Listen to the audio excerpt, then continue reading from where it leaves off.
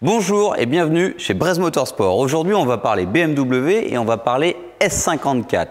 Nous avons ici le Graal de la E46, de la M3 E46 avec cette CSL. Ici, nous avons un très sympathique Z4M Roadster qui trompe bien son monde.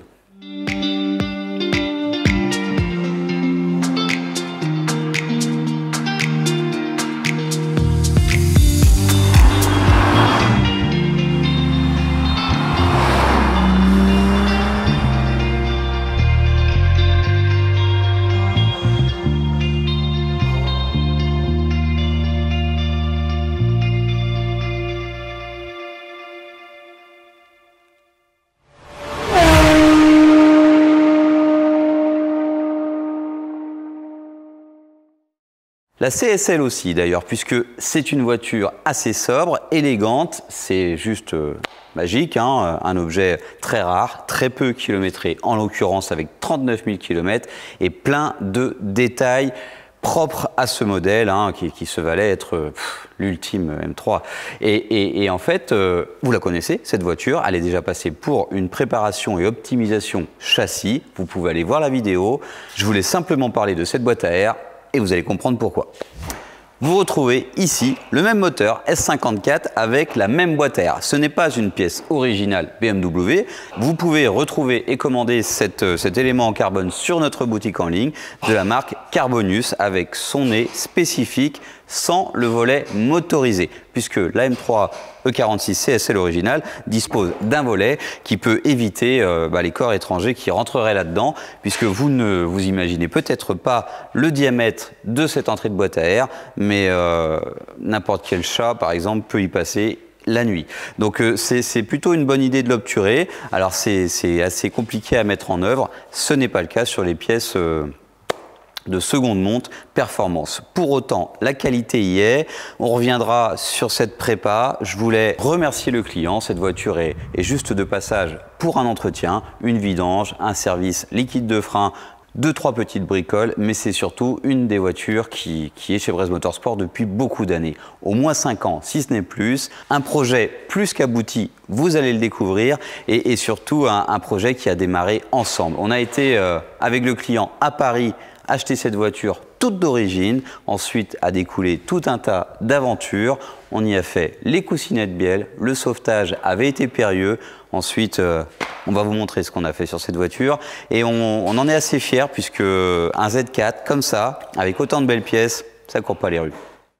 Cette boîte et cette sonorité qu'elle apporte, je vais en parler quasiment toute la vidéo. Donc on va faire une petite trêve et on va faire le tour en commençant par la partie moteur. Ça a évidemment nécessité une gestion moteur alpha N, hein, puisqu'on supprime le débitmètre pour faire fonctionner cette voiture avec son simple capteur ici de tempête d'air et les sondes lambda qui sont sur l'échappement. L'échappement n'est pas en reste, on a un full super sprint avec collecteur ici même, Catasport, le X-Pipe et les 2 sorties de pot, enfin les 2 silencieux arrière avec 4 sorties de pot. C'est du beau matos et ça c'est que la partie moteur. Les connaisseurs de Z4M sont habitués à cette... Enfin, tout est assez particulier.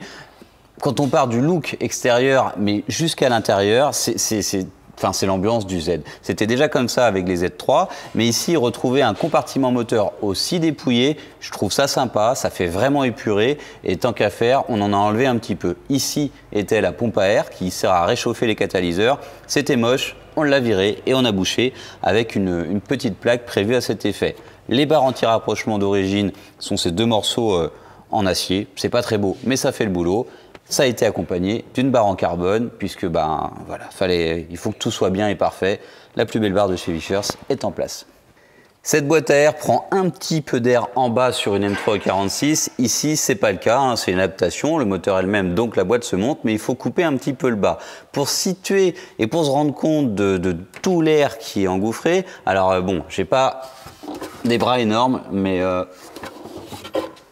ça va, ça passe. On va la monter et on va se mettre à l'aise pour observer la partie châssis. Ça va aussi nous permettre de regarder ce qu'il y a sous la voiture concernant l'échappement qu'on a abordé tout à l'heure. La dernière chose, ce sera l'intérieur. Oui, tout y est passé, châssis, mécanique, entretien aussi, comme les coussinets, la préparation et l'intérieur.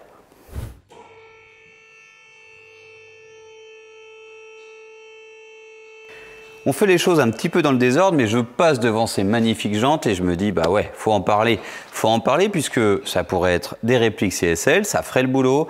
Non, ce sont de véritables jantes BMW, CS ou CSL. Seul le T change, la qualité est là. La qualité et le look derrière. Vous avez des freins AP Racing, à l'avant comme à l'arrière. Et ouais, les freins d'origine, c'est vrai, sont assez moches. Là, ici, c'est d'époque. La voiture est de 2000-2005. Hein. C'est les générations des E46 et des Z4 de cette génération. Les freins vieillissent un petit peu, mais ça va très bien. Le tout, c'est d'être raccord. Mettre des jantes dans un style qui ne collerait pas, je trouve que ce serait une faute de goût. Juste derrière ces belles jantes, vous allez observer un KW V3, le même que sur la CSL. Ça fait tout. Le KW V3 vous permet d'aller sur la route et d'être très efficace et occasionnellement, si vous le voulez, de faire de la piste. Ça reste l'amortisseur le plus polyvalent et le plus efficace avec une gamme énorme pour tout type de véhicule, BMW ou pas. Le remplacement des amortisseurs nous avait aussi imposé le remplacement de quelques cylindres en bloc par des Powerflex. On le sait, le Z4, c'est pas surtout en roadster la version la plus... on va dire que c'est pas très rigoureux comme châssis, donc on lui pardonne, c'est fait plus pour cruiser et je crois que c'est cette voiture qui m'a fait aimer le cabriolet. J'étais pas trop pour, j'y trouvais pas trop d'intérêt et allez, on vous laisse ça pour la suite de la vidéo. On essaiera de vous faire quelque chose à la hauteur de cette voiture et de sa sonorité. Levons un petit peu plus cette voiture et ça va nous laisser l'occasion d'observer cette ligne d'échappement Super Sprint. Le collecteur, c'est du travail à réaliser et à conduire. On sent vraiment que cette voiture est pleine. Alors une M3 optimisée, ça fait pas des scores de folie. La voiture est censée sortir à peu près de 360 chevaux et elle sort à peu près de 340 chevaux. Il faut savoir que d'origine, on était sûrement très loin des 340, on était sûrement plus près des 310 chevaux, 320 chevaux. Alors, on ne l'avait pas mesuré, on a le score après, mais pas avant. C'est bien dommage, mais à l'époque, nous n'avions même pas de bande puissance quand on avait fait la préparation. Ça a juste été l'occasion de faire une petite mesure lors d'une révision. Pour le petit côté technique, c'est 2 collecteurs d'échappement, un pour les cylindres de 1 à 3 et ensuite de 4 à 6. Ça revient en 1. On a donc ces 2 tuyaux qui sont ici avec les 2 catalyseurs sport dont je vous parlais tout à l'heure, le X-Pipe et les 2 silencieux finaux. On va maintenant descendre la voiture et parler un petit peu de l'intérieur. C'est ce qui peut pêcher pour certaines voitures. Le côté finition, c'est impressionnant pour une BMW. On est rarement déçu de l'intérieur d'une voiture allemande, mais il faut savoir que ces aides sont faits pour le marché américain et fabriqués là-bas. Quand on parle de finition, on parle surtout de celle-ci. On est habitué dans pas mal de voitures à avoir de l'Alcantara ou quelque chose qui s'en rapproche. Là, on a du cuir avec des surpiqûres bleues partout. Alors, chacun ses goûts. Il y en a qui vont préférer une autre couleur que le bleu. En tout cas, c'était noir d'origine. La seule différence notable aujourd'hui, ce sont ces surpiqûres. Mais par contre, le cuir est tendu partout, presque partout. En tout cas, on en a jusque sur les petits arceaux derrière les sièges, jusque le dessus du tableau de bord, le haut du pare-brise, je vous en parlais, et toute la console centrale. Alors c'est un mix vraiment sympa, ça a été bien fait, c'est quand même assez intéressant de voir comment on peut travailler cette matière et l'étaler partout. Ça donne un petit côté racing, mais classe. Un autre truc qui est un petit peu plus moderne, c'est ces ceintures avec les strips BMW M, le volant qui reprend les couleurs M, et ça un petit peu partout jusqu'au logo sur l'appui-tête. Ça, c'est plus de la personnalisation, c'est un petit peu plus de l'esthétisme et notamment, ouais, c'est vraiment la personnalisation le mot. Revenons à ce qui a amené la voiture ici, son entretien annuel. La vidange moteur avec la Castrol 1060 spéciale M d'époque, le remplacement du filtre à Vanos et du filtre à huile bien évidemment, le contrôle technique, et oui, tous les 2 ans, on peut aussi rendre ce service, et le remplacement du liquide de frein. C'est des choses très basiques, mais ça nous a permis de revoir cette belle voiture qu'on n'avait pas vue depuis un petit moment et d'en profiter.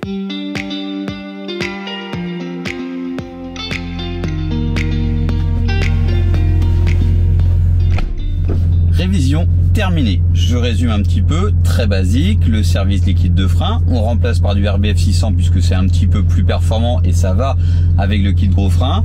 la traditionnelle vidange avec le filtre Avanos, c'est une petite option et c'est déjà pas mal puisqu'on va pouvoir repartir sur un essai avec des fluides tout neufs. Alors un essai, on la connaît cette voiture, mais on va le partager avec vous et ça a beaucoup de charme et je l'ai dit, c'est la saison des cabriolets. Alors décapoto.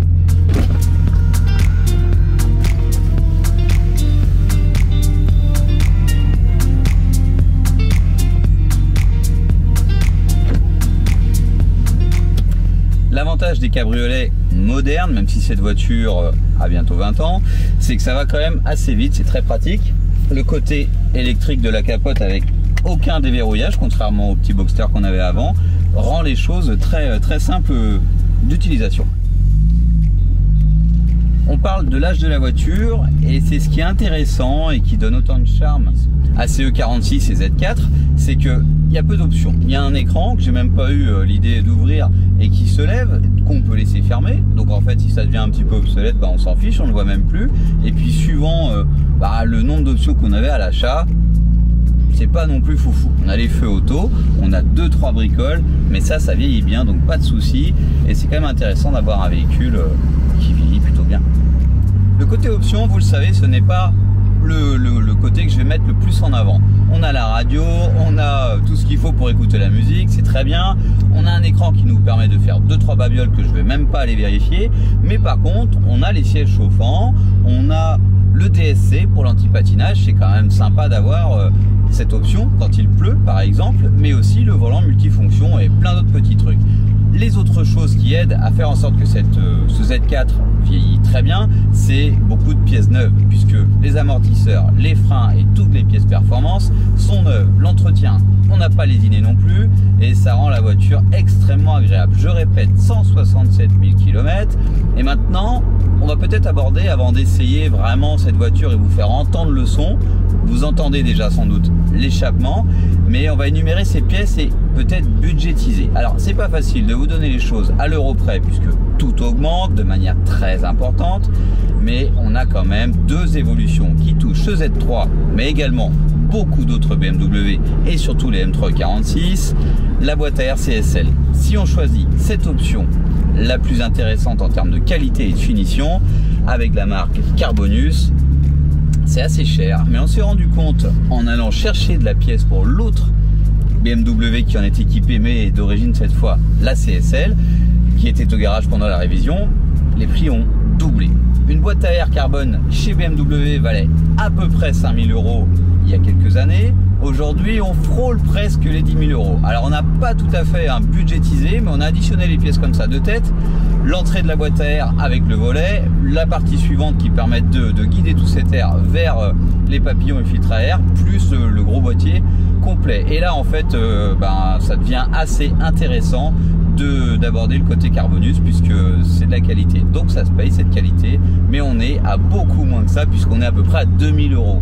Concernant les performances, on avoisine les 240 chevaux, 240 plus, qui fait que cette voiture a gagné potentiellement une vingtaine de chevaux par rapport à ce qu'on connaît sur d'autres voitures qui en étaient équipées, mais celle-ci, on ne l'a pas passée d'origine. Concernant l'échappement Super Spring, là aussi, les prix augmentent à toute allure, comme chez BMW, à l'instar de Carbonus qui n'a pas tant augmenté depuis le temps, et on serait plutôt dans les 5 000 €. Donc ça vous donne un petit peu une idée de budget pour cette prépa. Les KW, on en a parlé plein de fois, il y a plein de modèles. Un bon kit V3 va de 2 000 à 3 000 € grand max pour la grande majorité des BMW. Le kit gros frein, lui, est spécifique au 46 et au M3 et au Z4, et c'est un kit qui coûte de mémoire à peu près 4-5 000 €. Alors je peux dire des bêtises, mais vous nous demandez assez régulièrement une idée de prix. Voilà une idée. Après, si on veut vérifier, il faut nous envoyer un mail et faire une demande de devis. Sinon, n'hésitez pas à aller voir sur la boutique en ligne. Une bonne partie de ces produits y sont. Cette boîte à air, vous ne l'avez pas encore bien entendu, mais c'est magique. Et c'est ça qui a amené et qui a un petit peu créé l'histoire de Grez Motorsport, puisque au tout début de la création de la société, c'était vraiment la modification phare qu'on pouvait effectuer, puisque les M3 46 était le véhicule le plus abordable. Façon de parler, mais bon, voilà, ça coûtait à peu près 25 000 €. C'était il y a 10 ans, et c'était la modification, comme aujourd'hui sur une M3 M4, une reprogrammation moteur stage 2 par exemple. Et tout ça nous a amené à faire des reprogrammations moteurs, puisque cette voiture ne marche pas avec cette boîte à air sans reprogrammation moteur, la fameuse version Alpha N qui supprime le débitmètre, et ça a découlé sur plein de choses, et on aime le partager ça aussi avec vous, puisque cette chaîne YouTube n'a que 2 années d'existence, un petit peu plus, mais c'était vraiment anarchique au début, et voilà, on partage ça aussi avec grand plaisir. L'avantage du cabriolet, c'est de très bien entendre ce qui se passe dehors. L'échappement, mais la boîte à air.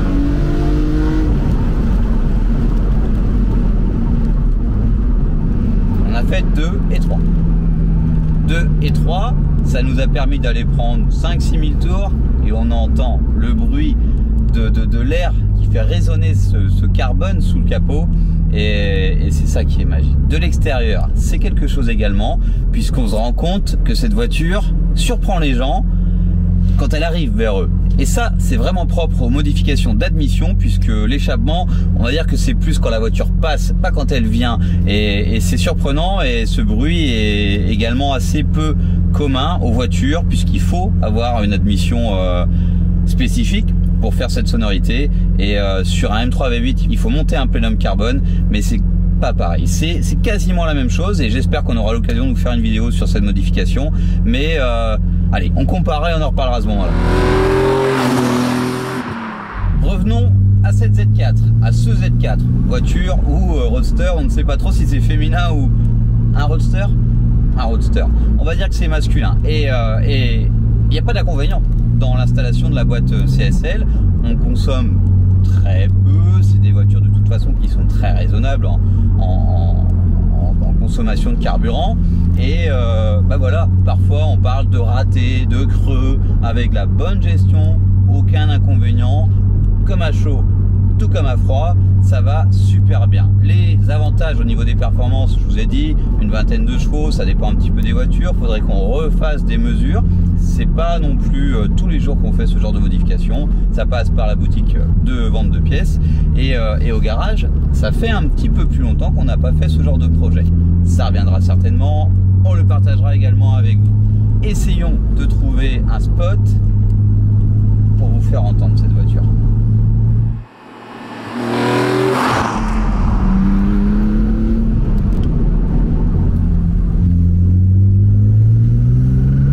Deux méthodes pour profiter de cette sonorité d'admission: rouler sur le couple, 2-3 000 tours, et ça résonne, ça claque un petit peu, mais c'est plus rauque. On a le CSL Sound, mais de manière différente.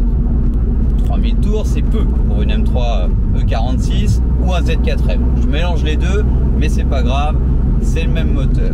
On va aller sur une route un petit peu plus dégagée. C'est dommage, celle-là est tellement bien. Et aller chercher un petit peu plus de régime moteur.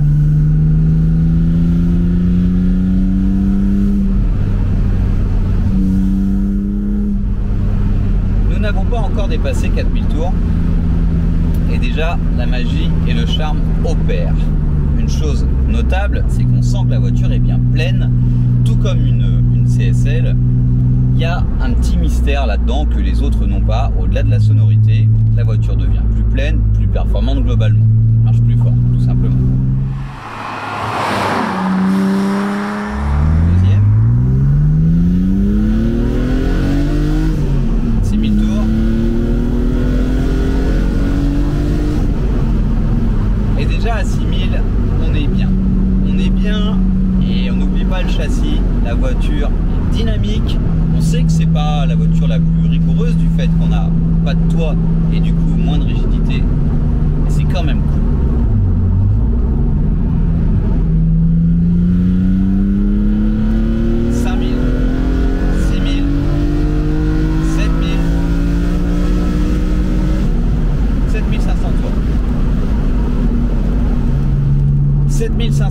Et c'est toute la magie de l'Atmo qui opère, puisque plus la plage de régime est grande, plus il y a de plaisir auditif, et plus on peut aussi exploiter le moteur. C'est ça qui rend ces voitures performantes. On sait qu'une voiture turbo va s'arrêter bien avant, avec beaucoup plus de poussée et beaucoup plus de couple, mais c'est pas la même chose.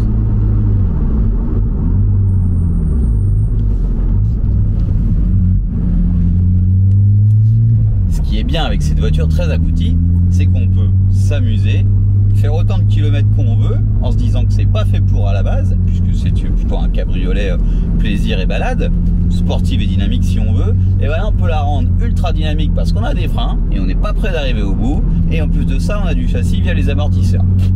Elle est parfaite cette voiture.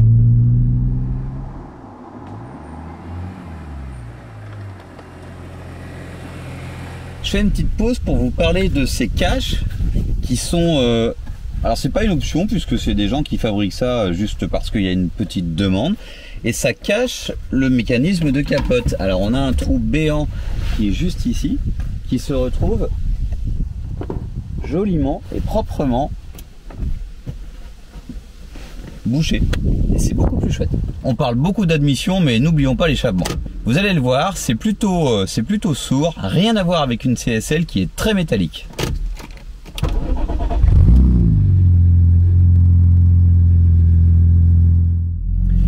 Dans le doute que vous n'ayez pas, enfin plutôt que nous n'ayons pas la bonne prise de son, on va ouvrir le capot et on va vous faire entendre ça.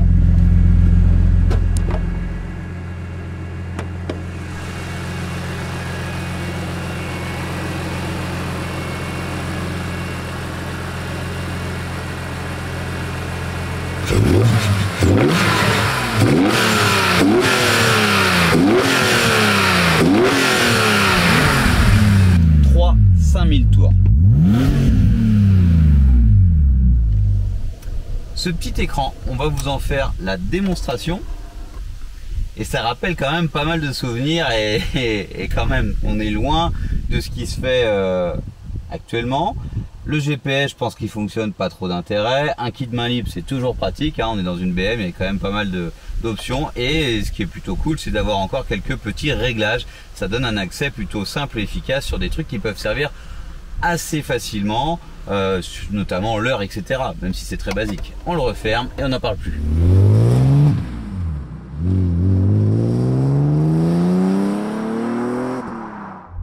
Précision qui a son importance, les freins ont les plaquettes de la boîte livrées avec le kit et c'est plutôt agréable puisque ça freine suffisamment fort et il n'y a pas d'inconvénient. C'est une espèce un genre de DS 2500 de chez Ferodo, ce qui suffit largement à l'utilisation du véhicule. Ce véhicule a un amortissement réglable, c'est très pratique, on a la compression et la détente comme tout V3 et on peut la rendre plus ou moins dure. Et ça permet de rendre la voiture aussi plus ou moins sportive ou confortable. Ensuite, avec une géo qui va bien et cette génération de Z4, contrairement au Z3, est une presque vraie E46 puisqu'on a un train avant qui n'est pas celui de la M3, mais un train arrière qui l'est. On a suffisamment de réglages pour rendre la voiture sympa à conduire et à l'adapter au comportement qu'on souhaite en fait. Ici, nous arrivons à régler à peu près tout comme on le souhaite et suffisamment encore une fois par rapport à son utilisation. Et c'est génial. Cet épisode concernant ce Z4M touche à sa fin. J'espère que la voiture vous a plu tout autant que la vidéo. Likez, partagez, commentez. Kenavo.